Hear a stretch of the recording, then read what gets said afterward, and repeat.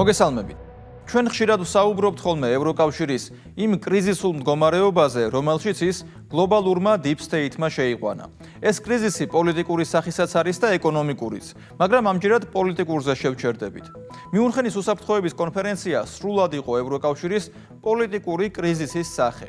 როგორც კი ამერიკაში შეიცვალა ადმინისტრაცია და დაიწყო ძირეული სტრუქტურული ცვლილებები, ძალიან კარგად გამოჩნდა, რომ ევროკავშირი განსაკუთრებით ბოლო წლების განმავლობაში მხოლოდ და მხოლოდ deep state-ის დირექტივების შემსრულებელი იყო და მეტი არაფერი. ამ დირექტივებით იყო განპირობებული მისი პოლიტიკა ენერგეტიკის, ეკონომიკის, საგარეო პოლიტიკის მიმართულებით. იგივე ითქმის უკრაინაში მიმდინარე ომსა და რუსეთთან დამოკიდებულებაზეც. გლობალურმა deep state-მა ევროკავშირი რუსეთს სანქციების 15 პაკეტის ამარა შეატოვა. თან მე-16 მზადების პროცესშია. მეორე მხარეს არის პრეზიდენტ ტრამპის მხარები ევროკავშირთან მიმართებით გადასახადების გაზრდასთან დაკავშირებით იმისთვის, რომ სავაჭრო დისბალანსი გასწორდეს. და სად დარჩა ახლა ევროპა? მის მიერ რუსეთისთვის დაწესებულ სანქციებსა და შტატების მხრიდან მოსალოდნელი იმპორტზე დაწესებული მაღალი ტარიფების შორის. ამ ფონზე კი ამერიკის დელეგაციის ჩასვლა მიუნხენის კონფერენციაზე და განსაკუთრებით ვიცე-პრეზიდენტის JD Vance-ის მიერ გაკეთებული განცხადებები უკვე ვეღარ აიტანა ევროპულმა ბიუროკრატიამ და დაიწყო კიდეც, როგორც იტყვიან, მოგუდული კრიტიკა. პირდაპირ შტატების დელეგაციასთან და ტრამპთან დაპირისპირება მაინც ვერ გარისკეს. აქვე ვთქვათ, რომ ყველაფერი, რაც მიუნხენის კონფერენციაზე JD Vance-მა ილაპარაკა, იყო შტატების ადმინისტრაციის ერთიანი პოზიცია და ეს შემდეგ ტრამპმაც დაადასტურა და სახელმწიფო მდივანმა მარკო რუბიომაც. შესაბამისად, Vance ევროპაში ერთ-ერთ მთავარ კონფერენციაზე ჩავიდა იმისთვის, რომ ჩაეტანა ახალი ადმინისტრაციის ხედვა.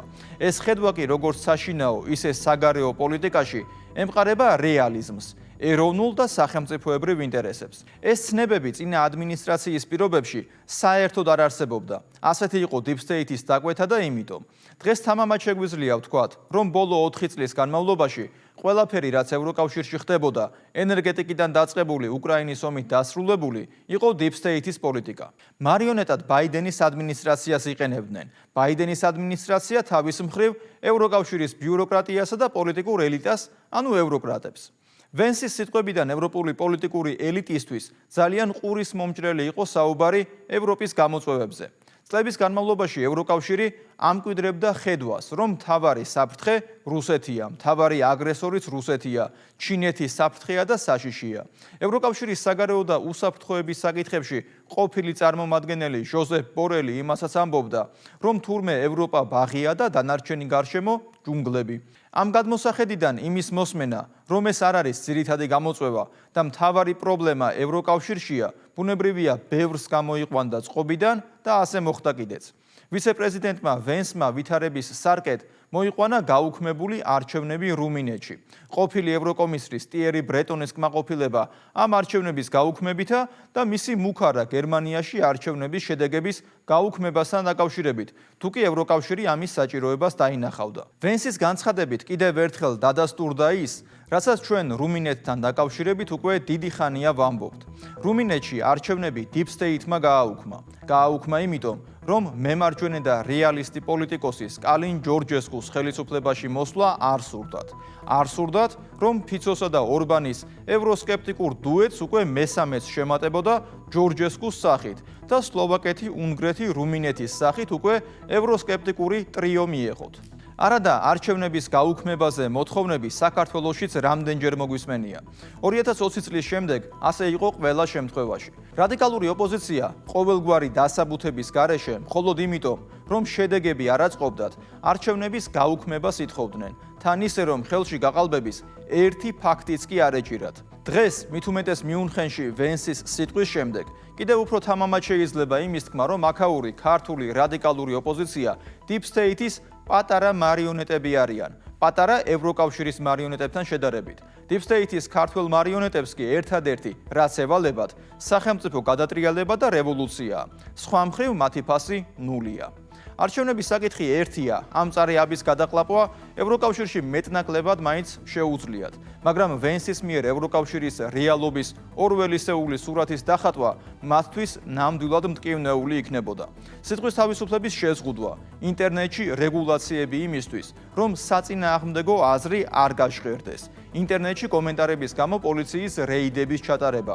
ეს არის ის, რაც მოიყვანა მაგალითად ვენსმა და ეს არის ის სურათი, რასაც თავის დროზე ორველი ხატავდა თავის დისტოპიურ რომანში, სადაც აზრის პოლიციაც ზუსტად იმავეთი იყო დაკავებული. სადაც საუბარი აღარ არის გამოხატვაზე, საუბარია ფიქრის თავისუფლების შეზღუდვასა და აზრის ქონის დანაშაულებრივობაზე. JD Vance-ის სიტყვა ევროკავშირთან დაკავშირებით კიდევ ბევრჯერ გაახსენდებათ ევროკავშირშიც და ჩვენც ხშირად მოვიშველიებთ ხოლმე მას, როგორც ევროკავშირის რეალობის ამსახველ სარკეს. JD Vance-ის გზავნილების შესახებ ნახეთ გიორგი მდივანის სიუჟეტი. შეერთებული შტატების ვიცე-პრეზიდენტმა ევროპულ ფარისეულობას და დასავლურ ორმაგ სტანდარტებს საჯაროდ სილა გააწნა. JD Vance-ის გამოსვლა მიუნხენის უსაფრთხოების კონფერენციაზე ევროკავშირის ლიდერები და ჩინოვნიკები შოკში ჩააგდო. შოკირების მიზეზი კი ის მწარე სიმართლე აღმოჩნდა, რაც შეერთებული შტატების ახალმა ვიცე-პრეზიდენტმა ზედმეტი შელამაზების გარეშე განუცხადა იქ მყოფებს. თავისი გამოსვლა მან მიუნხენში მომხდარი ტერორისტული აქტის შეხსენებით დაიწყო, რაც კონფერენციის გახსნამდე ერთი დღით ადრე მოხდა. ავღანელმა ლტოლვილმა დედაშვილი იმსხვერპლა. სურს მოგისამძიმროთ ეს ტრაგედია. ამ ულამაზესი ქალაქის საზოგადოებას დიდი მწუხარება დაატყდა თავს და ჩვენ ამ ტკივილს ვიზიარებთ. ლოცულობთ თქვენთვის. სასაცილოა თუ არა სატირალი, რომ გლობალური უსაფრთხოების კონფერენციას ატარებდნენ იმ ქალაქში და ქვეყანაში, სადაც საკუთარ თავსაც კი ვერ იცავენ ტერორისტული აქტებისგან და თვეისი არ გაივლის, რომ რომელიმე გერმანულ ქალაქში თავზარდამცემი დანაშაული არ მოხდეს. კონფერენციის დაწყებამდე ერთი დღით ადრე მიუნხენში ავღანელი მიგრანტი ავტომობილით ხალხში შეიჭრა. დედაშვილი მოკლა და 40-მდე ადამიანი მძიმედ დააშავა.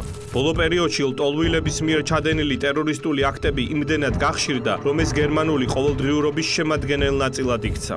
2025 წლის 23 იანვარს ქალაქ აშაფენბურგში ავღანელმა ლტოლვილმა დანით 41 წლის მამაკაცი და 2 წლის ბავშვი მოკლა, ხოლო 3 ადამიანი მძიმედ დაჭრა. იქამდე ერთი თვით ადრე 2024 წლის 20 დეკემბერს ტერორისტული აქტი გერმანულ ქალაქ მაგდებურგში მოხდა. 50 წლის ემიგრანტი საშობაო ბაზრის ტერიტორიაზე მსუბუქი ავტომობილით შეიჭრა და იქ მყოფ ადამიანებს მიზანმიმართულად გადაუარა. 6 ადამიანი დაიღუპა, მათ შორის 1 9 წლის ბავშვი და 300 დაშავდა. დამნაშავისთვის გერმანიის მთავრობას ლტოლვილის სტატუსი ჰქონდა მინიჭებული. ევროკავშირის მიერ დემოკრატიულ ფასეულობებზე უარის თქმა და ოპონენტების არასამართლიანი შევიწროება JD Vance-ის გამოსვლის ერთ-ერთი მთავარი ლაიტმოტივი იყო.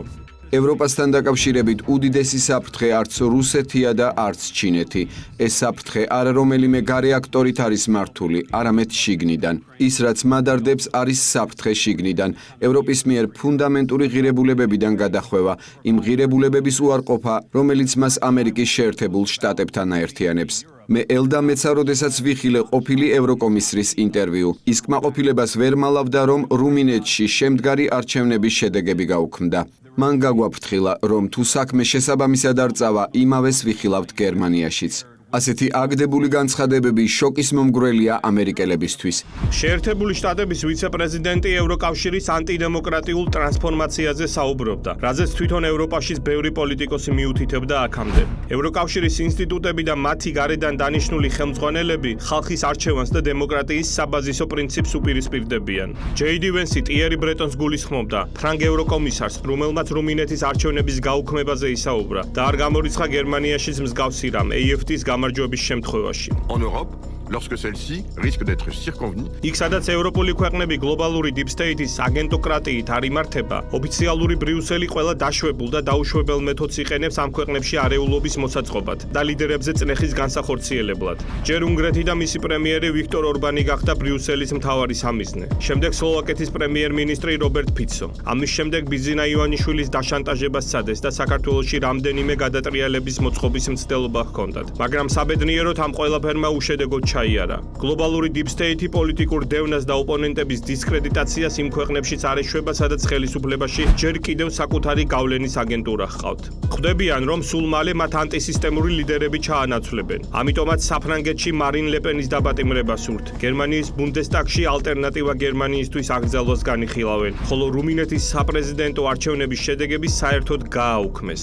JD Vance ციფრულ ცენზურასაც შეეხო, რაც ლიბერალური ფაშიზმის ერთ-ერთ მთავარ ინსტრუმენტად იქცა ბოლო პერიოდში. ხედავ ბრიუსელს, სადაც ევროპელი კომისრები მოქალაქეებს აფრთხილებენ, რომ აპირებენ კრიზისის დროს სოციალური მედიის ჩახშობას, როგორც კი თავად ჩათვლიან, რომ საქმე აქვთ სიძულვილის შემცველ კონტენტთან. აქ გერმანიაში პოლიცია მოქალაქეების წინააღმდეგ რეიდებს აწყობს ინტერნეტში ანტიფემინისტური განცხადებების გამოქვეყნებისთვის. რა ხდება შვედეთში? 2 კვირის წინ ხელისუფლებამ ქრისტიანი აქტივისტი გაასამართლა. საქმე კი შემდეგშია, ბრალდებული ყურანის დაწვაში მონაწილეობდა. ეს ინციდენტი საბოლოო ჯამში მისი მეგობრის მკვლელობით დასრულდა. ყველაზე მეტი შეშფოთებით კი ჩვენს ძვირფას მეგობრებს გაერთიანებულ სამეფოს ვადევნებ თვალს, სადაც სინდისით ნაკარნახევმა კანონმდებლობის უკანდახევა მორწმუნე ბრიტანელთა უფლებები განსაკუთრებით შეზღუდა. 2 წლის წინ გაერთიანებული სამეფოს ხელისუფლებამ საშინელი ბრალი დასდო ადამ სმით კონორს, 51 წლის ფიზიოთერაპევტს, ვეტერანს, 50 მეტრის დაშორებით აბორტის კლინიკიდან დგომისა და ჩუმად ლოცვის მიზეზით. მას არავინ შეუწუხებია, არავის გასაუბრებია, უბრალოდ თავისთვის ლოცულობდა. 2008-2017 წლებში მხოლოდ ლონდონში 5000-ზე მეტი ადამიანი დაიჭირეს ან დააჯარიმეს სოციალურ მედიაში გამოქვეყნებული პოსტების გამო. სიმართლის პოლიცია ევროპულ კონტინენტზე უამრავი ადამიანის აზრის გამოხატვას ხვდავს. ეს ტექნიკურად Facebook-ის ფაქტ-ჩეკერების და ადგილობრივი ხელისუფლებების უსინდისო თანამშრომლობის შედეგად ხდება.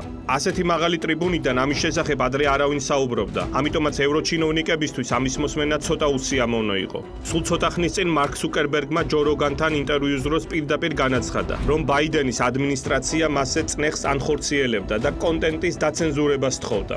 სხვადასხვა საბაბით საწინააღმდეგო აზრის ჩახშობამ გლობალური ხასიათი მიიღო, რაც ლიბერალურ ტოტალიტარიზმს მიუახლოვდა. მაგრამ როდესაც რელიგიური გზნობების ასე ღიად შევიწროება ხდება, რაზეც ვენსი საუბრობს, ეს უკვე ნამდვილად საგანგაშოა. დიდი ბრიტანეთის მოქალაქე 51 წლის ადამ სმით კონორი სასამართლომ დამნაშავეცნო იმის გამო, რომ ჩუმად ლოცულობდა კლინიკიდან 50 მეტრში, სადაც აბორტებს აკეთებდნენ. ბრიტანულმა სასამართლომ სმით კონორს 9000 გირვანკა სტერლინგის გადახდა დააკისრა. 2 წლის წინ ბრიტანელი კონსერვატორების მიერ კიდევ ერთი ვიდეო გავრცელდა ვირუსულად, სადაც ბრიტანული პოლიცია კლინიკასთან ახლოს ახალგაზრდა ქალს ჩუმი ლოცვის გამო აკავებს. შეერთებული შტატების ვიცე-პრეზიდენტმა აღიარა, რომ წინა ადმინისტრაცია ხალხს აჩუმებდა. მან ერთის მხრივ აღიარა და პასუხისმგებლობაც აიღო ბაიდენის მმართველობის დანაშაულებზე, რასაც ისტორია კიდევ სათანადოდ განსჯის. დიდ ბრიტანეთსა და ევროპაში სიტყვის თავისუფლება უკან იხევს. ვაღიარებ, რომ ცენზურისკენ ყველაზე ხმამაღალი მოწოდებები ხშირად არა ევროპიდან, არამედ ჩემი ქვეყნიდან ისმოდა. ყოფილმა ადმინისტრაციამ დეზინფორმაციასთან ბრძოლის სახელით სოციალური მედიის კომპანიებს ცენზურისკენ უბიძგა. მე დღეს თქვენთან მოვედი არა მხოლოდ ჩემი დაკვირვების გაზიარების მიზნით, არამედ ასევე შეთავაზებით, ისევე როგორც ბაიდენის ადმინისტრაცია ცდილობდა გაეჩუმებინა ხალხი. ტრამპის ადმინისტრაცია აპირებს გააკეთოს ზუსტად საპირისპირო. იმედი მაქვს, რომ ამ თვალსაზრისით ვითანამშრომლებთ. ვაშინგტონში ახალი შერიფია დონალდ ტრამპის მეთაურობით. შეერთებული შტატების ვიცე-პრეზიდენტი რუმინეთში ჩატარებული არჩევნების შედეგების გაუქმების ამბავს თავის გამოსვლაში რამდენიმეჯერ შეეხო. ამჟამინდელი ვითარება იმდენად მძიმეა, რომ რუმინეთში ადგნენ და საპრეზიდენტო არჩევნების შედეგები უბრალოდ გააუქმეს. ამ გადაწყვეტილებას კი საფუძვლად სადაზვერვო სააგენტოს მყიფე ეჭვი დაედო მეზობელი სახელმწიფოების უდიდესი ზეწოლის მხარდამხარ. მე რამდენადაც ვიცი, მთავარი არგუმენტი ამ არჩევნების შედეგების გაუქმებისა იყო რუსული დეზინფორმაციის კამპანია. ვთხოვ ჩემს ევროპელ კოლეგებს ჰქონდეთ შემდეგი თვალსაზრისი, შეგიძლია გჯეროდეს, რომ არასწორია არჩევნებზე ზემოქმედების მიზნით რუსეთის მიერ სოციმედიაში რეკლამის შეძენა. ჩვენ ასე ვფიქრობთ, ეს ყველგან შეგიძლიათ დაგმოთ. მაგრამ თუ თქვენი დემოკრატიის განადგურება რამდენიმე $1000 არის შესაძლებელი ციფრული რეკლამით სხვა სახელმწიფოს მიერ, მაშინ თქვენი დემოკრატია არც თუ ისე ძლიერი ყოფილა. ეს იმას ნიშნავს, რომ დონალდ ტრამპის ახალი ადმინისტრაცია სუვერენული ქვეყნების შიდა საქმეებში აღარ აპირებს იმგვარ ჩარევას, როგორც ეს ბაიდენის მმართველობის დროს ხდებოდა. ევროკავშირში კი როგორც ფრაუ ფონ დერ ლაიენის ხელქვეითების არმიამ მიგვაჩვია. რუმინეთში დემოკრატიის გაუქმების მცდელობაზე ჩვენს გადაცემაში ბევრჯერ მოგიყევით. ჯეიდი ვენსმა კი ზუსტად ანალოგიურად აღნიშნა, რომ ის საბაბი, რა საბაბითაც რუმინეთის საპრეზიდენტო არჩევნები გაუქმდა, არასერიოზულია. თუ ამ ხელა ისტორიის მქონე დასავლურ დემოკრატიას TikTok-ზე განთავსებული რეკლამა უქმნის პრობლემას, მაშინ ფლად კარგად ვერ ყოფილა საქმე. ვენსმა მიუნხენის პრესკონფერენციის ორგანიზატორებს და ევროკრატებს შეახსენა, რომ ისინი მონაწილეებს პოლიტიკური პოზიციის გამობლოკავენ. ამ კონფერენციის ორგანიზატორებმა დაბლოკეს პოპულისტური პარტიების დეპუტატები, როგორც მემარცხენე, ასევე მემარჯვენე ფლანგიდან. ვიმეორებ, არ არის აუცილებელი, რომ ჩვენ ვთანხმდებოდეთ ყველაფერზე, რასაც ხალხი ამბობს, მაგრამ როდესაც საქმე ეხება მანდატს და არჩეულ წარმომადგენელს, დიალოგი ჩვენი ვალია. მიუნხენის კონფერენციაზე ორივე მნიშვნელოვანი გერმანული ოპოზიციური პოლიტიკური პარტიის, ალტერნატივა გერმანიისთვის და სარა ვაგენკნეხტის ალიანსის წევრები დაბლოკეს. ამით კარგად ჩანს თანამედროვე ფსევდოლიბერალური გერმანული პოლიტიკური ისტაბლიშმენტის შიში მოახლოებულ საპარლამენტო არჩევნებთან დაკავშირებით. მიუნხენის უსაფრთხოების კონფერენციის თავმჯდომარემ კრისტოფ ჰოიზგენმა განაცხადა, რომ ამ ორი პარტიის წევრებისთვის მონაწილეობაზე უარი მათი საქციელით იყო განპირობებული, როდესაც მათ უკრაინის პრეზიდენტის გამოსვლისას ბუნდესტაგის დარბაზი დატოვეს 2024 წლის ივნისში. ეს გამართლების უსუსურ მცდელობას წააგავს, რადგანაც პოლიტიკოსის თავისუფალი ნება მოусმინოს ან არ მოусმინოს ისეთი ოდიოზური ლიდერის გამოსვლას, როგორიც ვლადიმერ ზელენსკია. 23 თებერვალს ჩანიშნული არჩევნების წინ გლობალური deep state-ი ისე უფრთხის ალტერნატივა გერმანიისთვის, რომ ძალღონეს არ იშურებს, კონფერენციაზეც კი ბლოკავენ მათ გამოჩენას. არადა AfD-ის რეიტინგი იმაზე ბევრად მაღალია, ვიდრე კანცლერი შოლცის სოციალ-დემოკრატიული პარტიის, ან თუნდაც ბერბოკის მწვანეების. ეს გერმანელებს უხერხულობას არ უქმნის. მიხეილ როც გამოაგზავნიან რადიკალური ოპოზიციის აქციაზე თბილისში და კიდევ ჩვენ დაგვარიგებს ჭკუას ეს ხალხი. გამოსვლის დასკვნით ეტაპზე JD Vance-მა იქ შეკრებილ აუდიტორიას პატარა მასტერკლასი ჩაუტარა. ამავე დროს მაინტერესებს, როგორ აპირებთ თავდაცვითი ბიუჯეტის ჩამოყალიბებას, როდესაც არ ვიცით რას ვიცავთ. ბევრი საინტერესო საუბარი მქონდა და ხშირად ამბობენ, თუ რისგან არის დაცვა საჭირო და ეს მნიშვნელოვანია, მაგრამ ჩემთვის და ბევრი ევროპელი მოქალაქისთვის ცოტათი გაუგებარია, რისთვის იცავთ თავს. რა არის ის დადებითი საერთო ხედვა, რომელიც სულდგმულობს უსაფრთხოების ამ პაქტში? რა არის ის, რისიც ასე გვწამს? მე მწამს, რომ არ არსებობს უსაფრთხოება, როდესაც გეშინია შენი ხალხის ხმისა და სინდისის. ევროპა ბევრი საფრთხის წინაშეა, მაგრამ ამ ეტაპზე კონტინენტი და ჩვენ ერთად ვართ ჩვენს მიერ შექმნილი კრიზისის წინაშე. შენი ამომრჩევლის თუ გეშინია, ამერიკა ვერაფერს გიშველის. ვერც იმ ხალხისთვის გააკეთებთ რამეს, ვინც მე და პრეზიდენტი ტრამპი აგვირჩია. შეერთებული შტატების ვიცე-პრეზიდენტმა მიგრაციული კრიზისის პრობლემაზე ისაუბრა და აღნიშნა, რომ ის ლიდერები, ვინც უკონტროლო მიგრაციას უპირისპირდებიან, ხალხის რჩეულები ხდებიან. ჯერა რომ მასობრივ მიგრაციაზე უფრო აქტუალური არაფერია. დღეს ამ ქვეყანაში მცხოვრები თითქმის ყოველი მეხუთე ადამიანი საზღვარგარეთიდან გადმოვიდა. ეს რა თქმა უნდა ყველა დროის უმაღლესი მაჩვენებელია. მსგავსი რიცხვია შეერთებულ შტატებშიც და ასევე ყველა დროის ყველაზე უმაღლესი მაჩვენებელია. ეს არის 1000 წლეულების განმავლობაში მთელი კონტინენტის მასშტაბით და მის მიღმა სხვადასხვა პოლიტიკოსების მიერ მიღებული გააზრებული გადაწყვეტილებების შედეგი. ამ გადაწყვეტილებების შედეგად გამოწვეული საშინელება სწორედ ამ ქალაქში ვიხილეთ და რა თქმა უნდა არ შემიძლია ამაზე ხელახლა საუბარი იმ მსხვერპლზე ფიქრის გარეშე, რომლებსაც მიუნხენში დღეს ცხოვრება გაუნადგურეს. ჩვენი აზრები და ლოცვები მათთან არის და ასეც იქნება. მაგრამ რატომ მოხდა ეს? ეს საშინელი ამბავია, მაგრამ ეს არის ამბავი, რომელიც უკვე ძალიან ბევრჯერ ვიხილეთ ევროპაში და სამწუხაროდ ძალიან ბევრჯერ ამერიკაშიც. ამ კონტინენტზე არც ერთი ამომრჩეველი არ მისულა უბანზე მილიონობით მიგრანტისთვის საზღვრების უკონტროლო გახსნის მხარდასაჭერად. უკონტროლო მიგრაციის საზარელმა შედეგებმა გერმანია, შვედეთი და ბელგია ევროპაში ერთ-ერთ ყველაზე კრიმინალურ ქვეყნებად აქცია. შორს რომ არ წავიდეთ ევროკავშირის დედაქალაქ ბრიუსელში, დღე არ გავა ისე რომ ქუჩაში ან მეტროში ურთიერთსროლას არ ჰქონდეს ადგილი. ბრიუსელის მეტროს ადგილში კრიმინალები კალაშნიკოვებით შეიარაღებულები დადიან და შემდეგ სროლასაც იწყებენ. აი ეს ხდება ევროპარლამენტიდან რამდენიმე კილომეტრში. ბრიუსელში თავისთან თუ ვერ დაუმყარებიათ ელემენტარული სიმშვიდე, განასხვაგან შეძლებენ ამას ძვირფასი ევროკრატები. JD Vance-ის შთამბეჭდავმა გამოსვლამ ევროკავშირის ლიბერალური ფრთა მნიშვნელოვნად შეარყია და დიპლომატიურად ყველას აუხსნა, რომ ლიბერალური ჰეგემონიის დრო წარსულს ჩაბარდა. ხოლო შემდეგ შეერთებული შტატების პრეზიდენტმა დონალდ ტრამპმა მათ კიდევ ერთი ლურსმანი დააჭედა. მე მოვუსმინე JD Vance-ის გამოსვლას, სადაც ის სიტყვის თავისუფლებაზე საუბრობდა და ეს მართალია. ევროპა კარგავს სიტყვის თავისუფლებას. მე ამას ვხედავ. ჩემი აზრით მას შესანიშნავი სიტყვა ჰქონდა და ევროპა ფრთხილად უნდა იყოს.